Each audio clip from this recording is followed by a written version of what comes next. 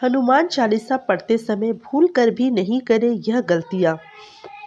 दोस्तों, बजरंगबली को खुश करने के लिए बहुत से लोग हनुमान चालीसा का पाठ करते हैं। ज़्यादातर मंगलवार के दिन हनुमान चालीसा के पाठ करने से मनचाहा फल प्राप्त होता है।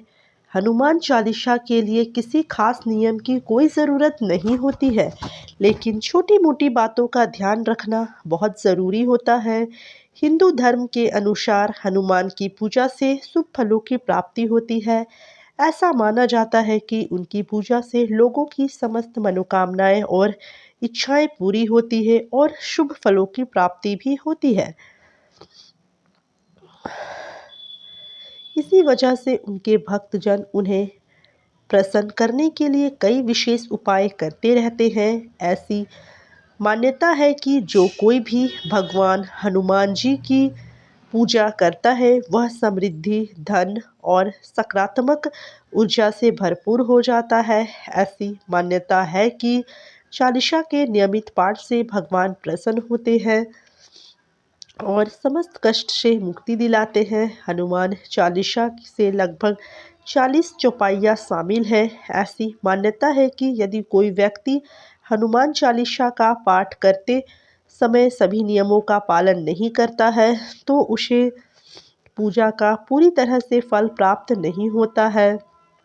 तो आइए जानते हैं कि हनुमान चालीसा का पाठ करते समय हमें किन गलतियों से बचना चाहिए। लेकिन अभी तक आपने हमारे चैनल को सब्सक्राइब नहीं किया है, उससे पहले अगर आप भी चाहते हैं कि बजरंगबली का आशीर्वाद आप पर बना रहे तो वीडियो को लाइक करें, चैनल को सब्सक्राइब करें और कमेंट्स बॉक्स पर जय श्री राम, जय श्री हनुमान जरूर लिखें।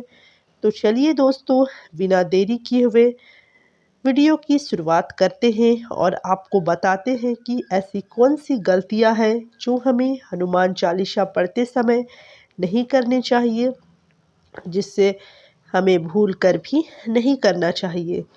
तो नंबर 1 पर है किसी भी बीच की चौपाई से पाठ शुरू करना। ज्योतिष मान्यताओं के अनुसार जब कोई व्यक्ति सही तरीके से हनुमान चालीसा का जाप करता है तो उसे बहुत लाभ होता है और वही आपको कभी भी चालीसा का पाठ बीच के किसी चौपाई से नहीं करना चाहिए।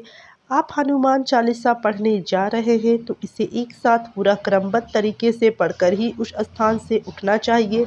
कभी भी बीच की चौपाई से पाठ शुरू नहीं करना चाहिए। कोई भी पाठ अगर आप कर रहे हैं तो उसे सच्चे मन से करना चाहिए, अन्यथा पाठ करने का फल हमें नहीं मिल पाता है। नंबर 2 में है साफ तन और मन से पाठ करना। यदि आप घर में हनुमान चालीसा का पाठ करते हैं तो हमेशा शुद्ध तन और मन से मंदिर में दीपक जलाएं और हनुमान जी का ध्यान करते हुए पाठ को कर और भगवान की आराधना में लीन रहे। नंबर 3 है रहना चाहिए, तभी आपको पूजा का फल प्राप्त होगा। नंबर 3 है किसी से बिना मतलब का झगड़ा करना। यदि आप हनुमान चालीसा का पाठ करते हैं तो ध्यान रखें कि आपको भूल कर भी किसी निर्बल को सताना नहीं चाहिए और बिना मतलब का झगड़ा नहीं करना चाहिए। यदि आप भी हनुमान चालीसा का पाठ करते हैं तो ध्यान रखिए कि आपको किसी का भी अपमान नहीं करना चाहिए और किसी के लिए भी अपशब्दों का प्रयोग नहीं करना चाहिए। आप अगर हनुमान चालीसा का पाठ करते हैं तो आपको गरीबों को भी नहीं सताना चाहिए, बल्कि गरीबों की सहायता करनी चाहिए। वैसे तो हमें गरीबों को सताना ही नहीं चाहिए। नंबर 5 है नंबर 5 में है जीवन साथी को छोड़कर अन्य किसी से रिश्ते में रहना। यदि आप शादीशुदा है, विवाहित है और हनुमान चालीसा का पाठ करते हैं तो आपके जीवन साथी के अलावा किसी और से रिश्ते से जोड़ने की बात नहीं सोचनी चाहिए। ऐसा करने वाले को कभी भी हनुमान चालीसा का शुभ फल प्राप्त नहीं होता है। किसी विवाहित पुरुष को किसी अन्य पराई स्त्रियों को से संबंध नहीं रखना चाहिए। अगर कोई स्त्री भी हनुमान चालीसा का नियमित रूप से पाठ करती है तो उसे स्त्री को भी अपने पति के अलावा किसी दूसरे पुरुष की ओर आकर्षित नहीं होना चाहिए या अन्य पुरुष से संबंध नहीं रखना चाहिए। अगर किसी व्यक्ति की शादी नहीं हुई है तो उसे तो पराई स्त्री से दूर ही रहना चाहिए। यदि कोई व्यक्ति हनुमान चालीसा का पाठ करता है तो उसे इस बात का ध्यान जरूर रखना चाहिए। नंबर 6 में है गरीबों और जानवरों को नहीं सताना चाहिए। दोस्तों, यदि आप घर की समृद्धि के लिए हनुमान चालीसा का पाठ करते हैं तो भूल कर भी किसी जानवर को, किसी गरीब को और किसी कमज़ोर वर्ग के लोगों को बिल्कुल भी नहीं सताएं। ऐसा करने से आपको पूजा का फल बिल्कुल भी नहीं मिलेगा और घर में हमेशा दुख और आर्थिक तंगी बनी रहेगी। घर में नकारात्मकता का वास होगा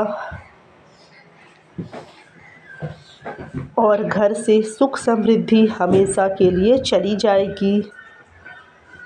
नंबर 7 है कोई अपराध ना करे और झूठ नहीं बोले।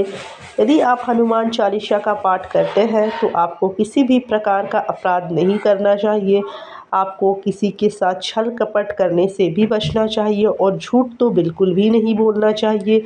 अगर आपके मन में किसी के प्रति छल कपट और द्वेष है तो इससे आपको पूजा का फल कभी नहीं मिलेगा और दूसरों की चुगली और मन में ईर्ष्या भाव ना जलन की भावना यह सब नहीं रखना चाहिए। इससे भी आपको हनुमान चालीसा का लाभ नहीं मिलेगा। नंबर 8 में है हनुमान चालीसा पढ़ने में जल्दबाजी नहीं करें। जब आप हनुमान चालीसा का पाठ करते हैं तब आपको कभी भी जल्दबाजी नहीं करनी चाहिए और कभी भी इसके किसी श्लोक का उच्चारण गलत तरीके से नहीं करना चाहिए। इसका पाठ हमेशा ध्यानपूर्वक और धैर्य पाठ को पढ़ते समय हड़बड़ाना नहीं चाहिए। नंबर 9 है राम का नाम लिए बिना ना करें शुरुआत। सभी इस बात से बिल्कुल परिचय थे कि हनुमान राम जी के परम भक्त थे, इसलिए भगवान राम का नाम लिए बिना हनुमान चालीसा की शुरुआत नहीं करना चाहिए। हनुमान जी और उनके श्री राम के चित्र की स्थापना करें और इसके बाद ही उनके सामने जल से भरा पात्र रखें। कम से कम 3 बार से लेकर 108 बार तक चालीसा का पाठ करें और घर में हनुमान चालीसा का पाठ करते समय तन और मन दोनों साफ होना बहुत ज़रूरी होता है। नंबर 11 में है मन में ना लाए अनुचित ज्ञान। हनुमान चालीसा का पाठ करते समय मन में किसी भी प्रकार का अनुचित ख्याल नहीं रखना चाहिए, पर यह हमेशा यह याद रखें कि चालीसा का पाठ का समय रोज एक ही हो। विशेष दशाओं में यात्रा तथा सोते समय भी चालीसा का पाठ कर सकते हैं। नंबर 12 है मंगलवार और शनिवार को हनुमान के दर्शन। हनुमान चालीसा का पाठ करने जाने वाले मनुष्य को मंगलवार और शनिवार को हनुमान मंदिर में जाकर हनुमान जी के दर्शन ज़रूर करने चाहिए। मंगलवार या शनिवार को हनुमान मंदिर में जाकर उनके सामने घी का दीपक जलाने से हर हनुमान चालीसा का पाठ करने से बड़ी कष्ट से दूर हो सकते हैं और हनुमान जी का आशीर्वाद प्राप्त होता है। नंबर 13 है कभी भी गलत संगत वाले लोगों के साथ में नहीं रहे। यदि आप हनुमान चालीसा का पाठ पढ़ते हैं तो फिर गलत लोगों की संगत में रहते हैं तो उनके साथ उनके गलत कामों में साथ देते हैं तो आपका विनाश तो निश्चित ही है। इसलिए ऐसे लोगों से दूरी बनाकर रखें और अच्छे लोगों के साथ उठना बैठना शुरू कर दें। नंबर 14 है ज्योतिष के अनुसार मंगलवार के दिन 3 बार पाठ करना बहुत ही शुभ माना जाता है। जब भी आप पाठ करें तो सबसे पहले एक पात्र में जल भर कर रखें और उसके बाद जब हनुमान चालीसा का पाठ संपन्न हो जाए तो उस जल को ग्रहण कर ले। इससे आपको लाभ तो मिलेगा ही साथ हनुमान जी की कृपा भी आप पर बनी रहेगी, उनका आशीर्वाद आप पर बना रहेगा। नंबर 15 है सूतक काल में परिवार का जब किसी इंसान की मौत हो जाती है तो वह सूतक काल में रहता है, तो वह सूतक काल मान्य रहता है जब तक शीतल काल रहता है, जब तक हमें हनुमान सहित किसी अन्य देवी देवताओं की पूजा नहीं करनी चाहिए। इस दौरान मंदिर में भी प्रवेश करना वर्जित माना जाता है। तो दोस्तों, मैं आशा करती हूँ कि आज की दी हुई जानकारी आप लोगों को अच्छी लगी है। अगर अच्छी लगी है तो वीडियो को लाइक, फैमिली और दोस्तों के साथ ज़्यादा से ज़्यादा शेयर करें। चैनल को अभी तक आपने सब्सक्राइब नहीं किया तो सब्सक्राइब ज़रूर कर लें। कमेंट्स बॉक्स में जय श्री राम, जय श्री हनुमान का नारा जय ज़रूर लगाएं। भगवान आपकी सारी मनोकामनाएं पूर्ण करेंगे। मिलती हूँ नेक्स्ट वीडियो पर। अभी तक बने रहने के लिए आपका बहुत बहुत धन्यवाद।